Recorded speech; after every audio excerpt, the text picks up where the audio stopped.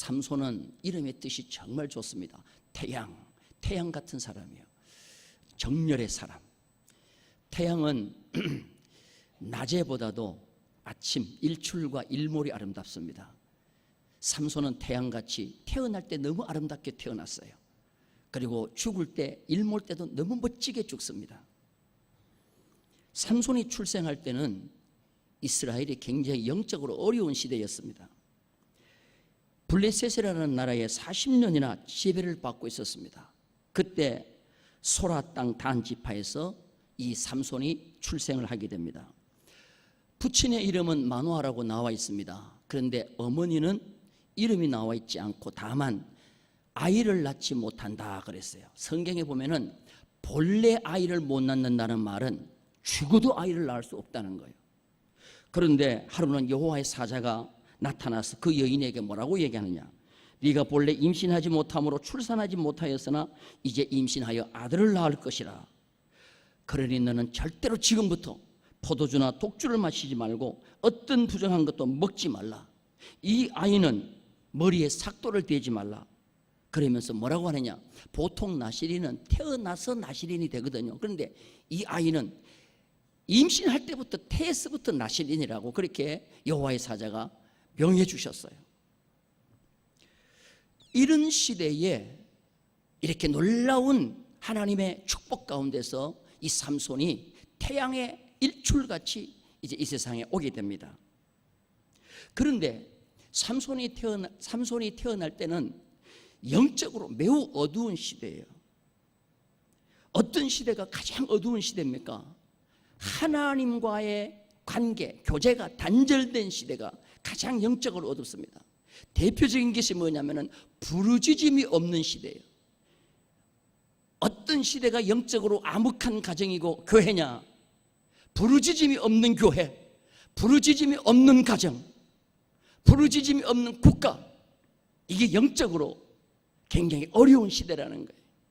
아무리 어렵고 힘든 일이 와도 국가가 부르짖고 가정이 부르짖고 교회가 부르짖어 기도하면 그 어두움은 금세 사라지고 맙니다. 바람에 안개가 날려가듯이 모든 고통과 어려움은 다 날려갈 줄로 믿습니다. 그런데 삼손이 태어날 때는 부르짖음이라는 단어가 나타나지 않아요. 성경에 보면 사사기를 읽어보면 4가지가 순환이 됩니다. 첫째, 범죄해요. 범죄하면 하나님이 때려서 매를 맞아요. 그러면 항상 이 매 맞는 게 뭐냐면은 강대국을 붙여서 이스라엘을 공격하도록 해요. 매 맞으면 아프니까 그때 부르짖어요. 따라서 합시다. 범죄하면 매 맞고, 매 맞으면 아파서 뭐하고? 부르짖어. 그때서야. 한번 따라서 합시다. 맞고 부르짖을래? 아니면 안 맞고 부르짖을래? 여러분 자신에게 한번 물어봐요. 자녀들한테 그런 얘기 많이 하잖아요. 너 맞고 고칠래? 안 맞고 고칠래? 그러면 자녀들이 다 뭐라 그래요? 깨가 많아가지고 안 맞고 고친다 그래. 그런데 안 맞고는 안 고쳐. 매 맞으면 하나님 앞에 부르짖으니까, 부르짖으면 하나님이 마음이 약해가지고 뭘 주냐? 구원해 주셔요. 태평을 주셔요.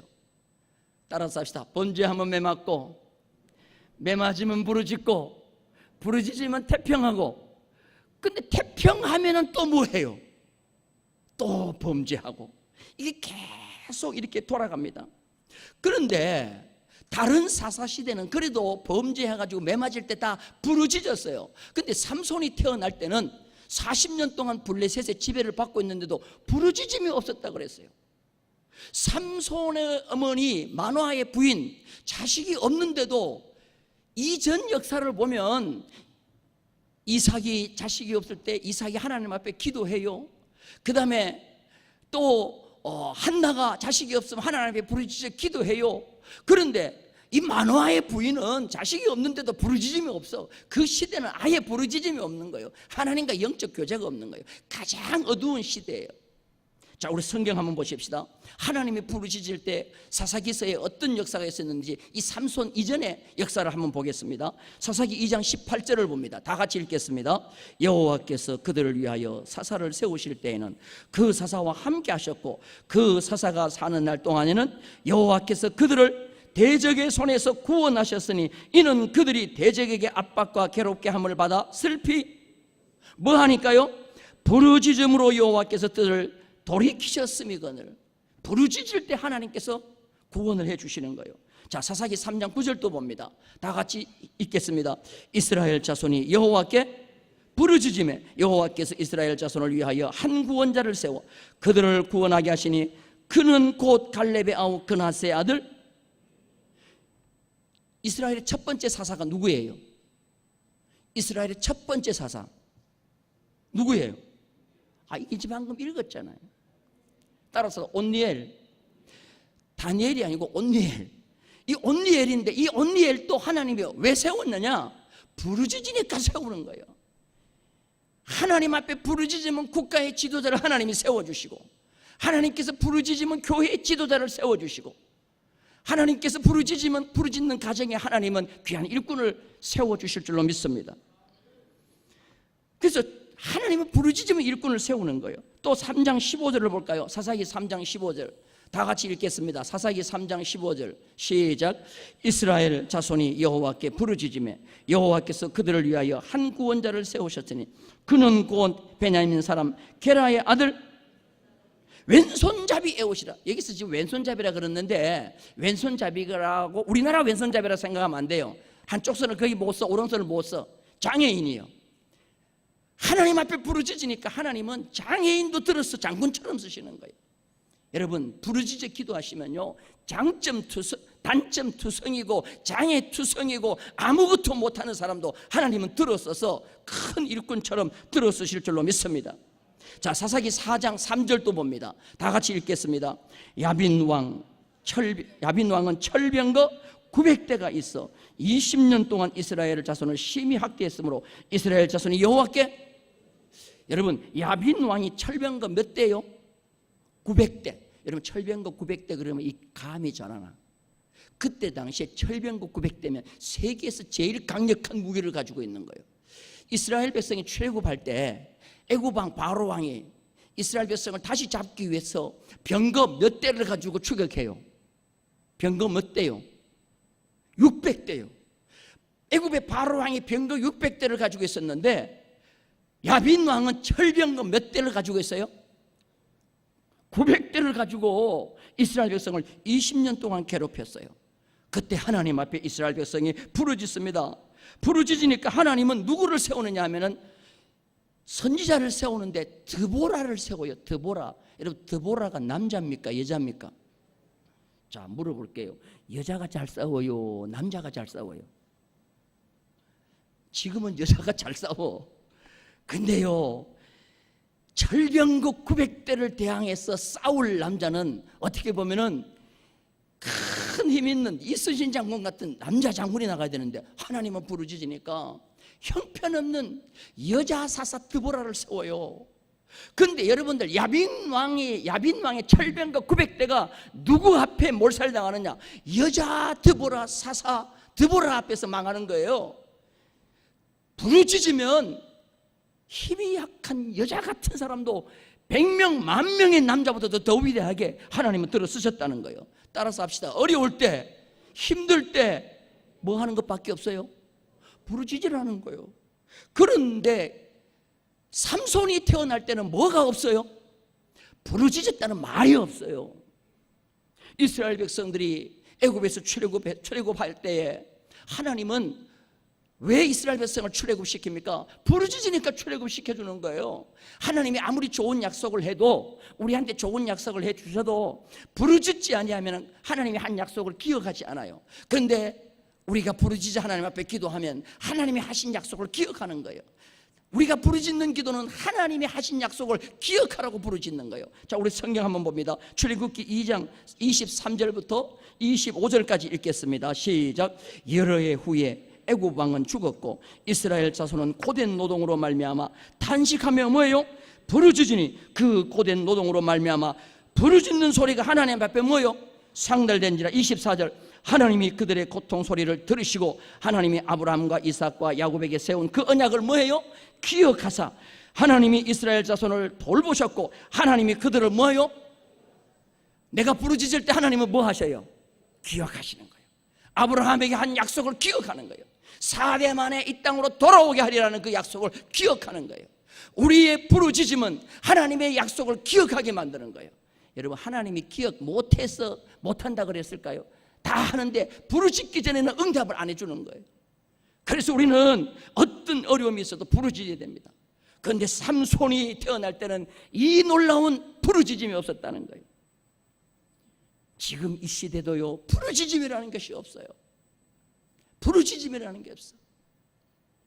여러분, 우리 금요 영성 기도회 때 부르짖어요, 안 부르짖어요? 참석해봐야 알지. 이 교회 영성 기도회가 있나? 여러분,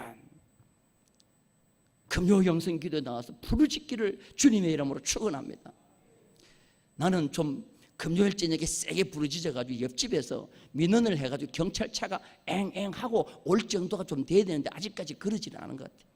지난주에는 더위도 가고 해가지고 좀 이렇게 좀 올지 않을까 싶은데, 제가 신학교에 들어갔을 때는요, 정말 서울 시내가 북한산에서 부르짖어 기도하는 기도 소리 때문에 북한산 주변의 주민들이요, 거기 잘 사는 사람들이 많아요. 시끄러워서 그냥 국가에 민원을 하고 제발 산에 올라가서 꼭 기도해야 되냐, 집에서 기도하라. 그런데도요, 비가 오면 우비를 덮어쓰고 소나무 밑에 들어가서 이 민족을 위해서 기도할 때 이 민족이 급성장하고 놀라운 경제 부흥을 일으킨 줄로 믿습니다. 제가 신학교 가기 전까지 제일 싫은 게 뭐냐 하면요, 교회에서 손뼉 치고 찬송하는 거하고 두 번째 부르짖어 기도하는 거예요. 울면서 기도하는 거, 그걸 제일 싫어했어요. 나는 굉장히 점잖게, 아주 얌전하게, 아주 양반답게 신앙생활을 했어요. 그런데 하나님은 웬걸 처음 전도사로 나를 보낸 곳이 어디냐? 아이고, 부르짖는 교회로 보내갖고 수요 예배를 드리면요, 목사님이 하도 이 강대상을 때려가지고 이 강대상이 다 깨져가지고 한참 찬송하다 보면은 이 강대상에 베네다판이 떨어져가지고 베네다판이 벌럭벌럭. 그 하루는 막 주여 주여 주여 하고 삼창하고 막 기도하는데 어디서 왜 불러 하고 송창식 노래가 나는 거야. 그래서 보니까 그 주인이 세를 내준, 교회를 세준 주인이 전축을 교회 창문을 엮고 그 위에 올려놓고는 송창식의 외불러를 틀어놨어. 너희들이 기도해서 부르짖냐? 시끄러워 못 살겠다. 나는 전축으로 노래를 튼다고는 왜 불러? 어느 날은 돌아와요 부산아 막. 그러면 이 목사님은요, 절대로 기가 안 죽어. 그냥 부르짖는 거야. 내가 새들어서 예배를 드리면 당신한테 새만 주면 될 것이지 왜 시끄럽다고, 왜 창문 열어놓고 전축을 트냐 이기죠. 그렇게 부르짖는 시대가 있었기 때문에 하나님께서 이 민족 위에 복을 주신 줄로 믿습니다. 회개 없는 시대, 부르짖음이 없는 시대는 처절한 폐회와 절망밖에 없는 거예요. 고통을 날려보내고 새 아침을 맞이하는 아름다운 인생은 부르짖음에서 결정될 줄로 믿습니다. 하나님은 다른 것에 귀를 기울이지 않습니다. 하나님 앞에 문제를 내어놓고 부르짖을 때 하나님은 귀를 기울여 주실 줄로 믿습니다. 시편 77편 1절 말씀을 보겠습니다. 우리 다 같이 한번 시편 77편 1절 말씀입니다. 내가 내 음성으로 하나님께 부르짖으리니 내 음성으로 하나님께 부르짖으면 내게 귀를 기울이시고. 그래서 나는 부르짖지 않은 분들 가만 보면 아직까지 덜 심각해서 그렇다 생각이 돼요. 덜 심각해서 그렇다. 병 중에 무서운 병이 뭡니까? 암이죠. 암 중에서도 무서운 암이 있습니다. 그 암이 뭐냐 하면은 통증 없는 암이에요. 증상 없는 암입니다. 그래서 증상 없는 암을 침묵의 살인자라 그렇게 얘기하는 거예요. 몸이 아프면 빨리 가서 병원에 가서 검사를 할 텐데 이 암은 5가지가 있는데 이 암은 우리에게 와도 증상이 없어요. 그 몸이 조금 이상하다 가서 보면 이제는 3개월, 6개월입니다요. 그게 바로 뭐냐 하면은 5가지 암입니다. 췌장암이 첫 번째요. 전립선암, 방광암, 대장암, 고환암. 이 비뇨기 계통의 남자들, 비뇨기 계통의 암이 오면은 증상이 없어요. 그래서 이거는 계속 정기 점검을 받는 수밖에 없어요. 영적인 병에도 가장 큰 병이 뭐냐? 내가 지금 어려움이 오는데도 어려움을 느끼지를 못하고 하나님 앞에 부르짖음이 없는 무감각한 영적 무감각한 상태, 이것이 가장 무서운 영적 질병이에요. 가장 불쌍한 사람이 누굽니까? 없는 사람이 아니에요. 약한 사람이 아니에요. 가지지 못한 사람이 아니에요. 지금 하나님 앞에 어려움을 당하고 있는데도 부르짖지 않는 사람이 가장 불쌍한 사람이에요. 저는 가만히 보면 저 가정은 좀 부르짖어 기도를 해야 되는데 왜 부르짖어 기도 안 할까? 이유가 있어요. 이유가. 여러분, 영적으로 어둡고 힘들 때 가장 첫 번째 우선순위가 뭐냐 이기죠. 하나님 앞에 부르짖는 거라는 거예요. 믿으시면 아멘. 그런데 다 하고 난 뒤에 맨 나중에 뭘 부르짖으려고 그래요. 그게 아니라는 거예요. 사람은 자꾸 매를 맞으면 매 맞는데 저항성이 생깁니다. 저항력이 생겨서 이제는 맞아도 아픈 줄도 몰라요. 이스라엘 백성들이 40년 동안 괴롭힘과 고통을 블레셋에 당했는데도 그들은 이제는 통증을 느끼지 못해요. 그래서 그들은 부르짖지 못합니다. 조지 바나가 쓴 주전자 속의 깨구리라는 비유가 있어요. 주전자 속의 깨구리를 뜨거운 물에다가 개구리를 던져 넣으면 깨구리가 어쭈그러 하고 그냥 뛰어나와가지고 살아요. 그런데 따뜻한 물에다가 깨구리를 집어넣어요. 그리고 난 서서히 온도를 1도씩 올려요. 서서히 올려요. 그러면은 깨구리가 눈만 껌벅껌벅 하면서 잠을 자요. 계속 올리면요 70도 80도 마지막에 끓는데도 자기 살이 익는데도 깨구리는 가만히 있다가 죽는 거예요. 이게 바로 인간이라는 거예요. 영적인 인간이라는 거예요. 삼손에 대한 이야기를 읽어보면 맨 처음 삼손이 태어날 때 너무나도 영적으로 이스라엘 백성은 답답해요. 그게 바로 뭐냐면은 이스라엘은 고통당하는 것을, 블레셋이 40년 동안 자기를 다스리는 것을 그냥 운명으로 받아들여요. 이거 그냥 막 하나님 앞에 기도한들 뭐 해결이 되겠냐, 그냥 다스려라, 우리에게 고통을 줘라, 우리는 받는다. 이게 그때 당시 삼손이 태어날 때 이스라엘의 영적 상태였어요. 삼손이 이제 청년이 됐습니다. 딥나라는 곳에 가가지고 한 여자를 보고 난 뒤에 사랑을 하게 됩니다. 그래서 그 사랑하는 여자랑 결혼을 하기 위해서 아버지를 데리고 내려갑니다. 여러분, 자식이 많은 집의 아들이 순종을 잘해요? 아니면 하나밖에 없는 자식이 순종을 잘해요?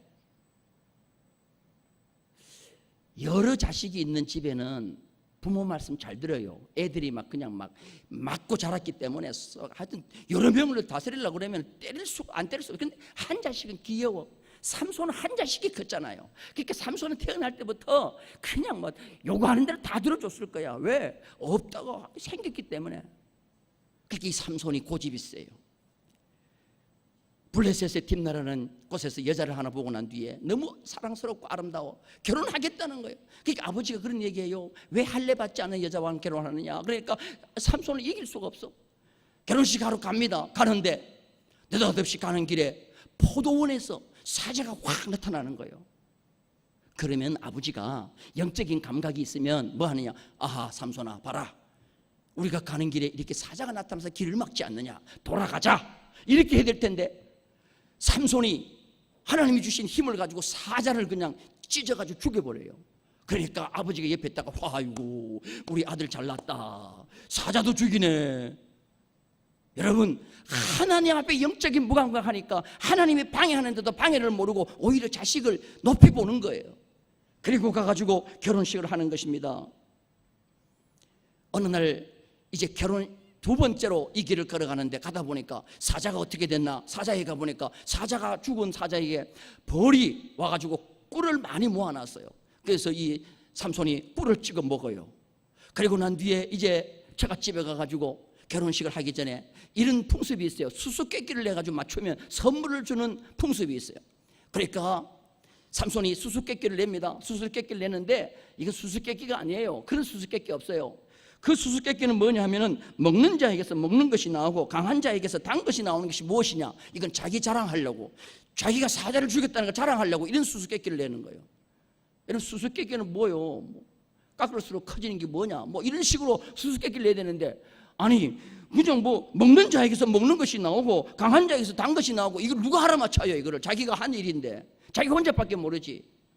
그러니까 이 블레셋 사람들이 그 부인되는 여자를 자꾸 꼬여갖고 알아맞혀라 하니까 그 여자한테 답을 얘기해줘요. 내가 사자를 죽였는데 사자에게서 벌이 꿀을 모아가지고 그 꿀이 단 것이 나온 것이 답이라고.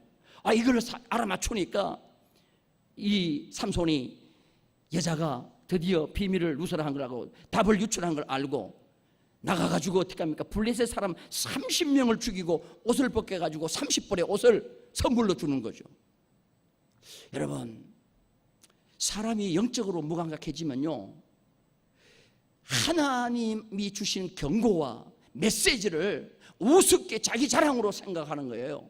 결국은 이것으로 인해서 어떻게 합니까? 삼손이 그 딥나에서 다시 나오죠. 다시 또 딥나를 갔더니 이 장인 어른이 자기 아내를 다른 친구한테 줘버렸어요. 그러니까 이 삼손이 그냥 화가 나니까 참 굉장히 보면 아주 참 재미있는 건데 어릴 적에 그 얘기를 들으면 참 재밌어요. 여우 300마리를 어디서 잡았는지 이 삼손이 잡아가지고 와가지고 2마리씩 꼬리와 꼬리를 묶어요. 내가 어떻게 그렇게 했는지 몰라. 하여튼 꼬리를 묶고 그 꼬리에다가 횃불을 달아가지고는 300마리를 들에 풀어놓으니까 이 여우들이 온 들판을 다니면서 그냥 밀밭, 포도원, 감나무 밭을 다 태웠어요. 그러니까 블레셋 사람들이 이것이 삼손이 한 짓인 줄 알고 삼손을 잡기 위해서 어떻게 합니까? 군대를 동원해가지고 이제 이 유다 족속한테 올라온 거예요. 그리고는 뭐라고 하느냐? 삼손을 잡아 가져오라는 겁니다. 그래서 삼손을 죽여야 되겠다는 거죠. 자, 그러면 유다 사람들이 어떻게 됩니까? 큰일 났다. 이 삼손이 하나님이 주신 사사인데 사사가 죽어서 되겠느냐 하고는 뭐 삼손한테 가서 도움을 요청해야 될 텐데 삼손한테 가가지고 뭐라고 얘기하느냐면 삼손에게 너가 왜 쓸데없는 짓을 했냐는 거예요. 우리가 그냥 블레셋에 지배당하고 고통받는 게 좋은데 네가 왜 300마리 여우에 불을 붙여가지고 블레셋 사람을 화나게 만들어서 우리를 왜 고통스럽게 하느냐? 너 빨리 와 하고는 삼손을 묶어가지고는 죽이라고 블레셋 사람에게 넘겨주는 거예요. 하나님의 거룩한 사사를 넘겨주는 거예요. 이것이 바로 뭡니까? 이스라엘 백성들이 영적으로 굉장히 어두운 상태라는 거예요. 삼손이 꽁꽁 묶여가지고 블레셋에 잡혀갔습니다. 그래서 죽이려고 하니까 으라차차 하니까요, 쇠사슬 묶은 모든 끈이 다 풀어지고 길바닥에 가더니 낙이 턱뼈, 이 애들 장난치는 건데 장난감인데 낙이 턱뼈를 가지고 몇 명을 죽어요? 1000명을 죽이는 거예요. 대승리를 거두는 겁니다. 그래서 이 삼손이 활동하고 태어날 때는 영적으로 가장 어두운 데였어요. 그래서 삼손이 사사로 활동하는데 도와주는 사람도 아무도 없어요. 기드온이 사사로 있을 때는 300명의 기드온의 용사라도 있었잖아요. 그런데 삼손이 할 때는 삼손을 도와주는 사사 한 명도 없어요. 영적으로 굉장히 어두울 때예요. 오늘날도 마찬가지입니다.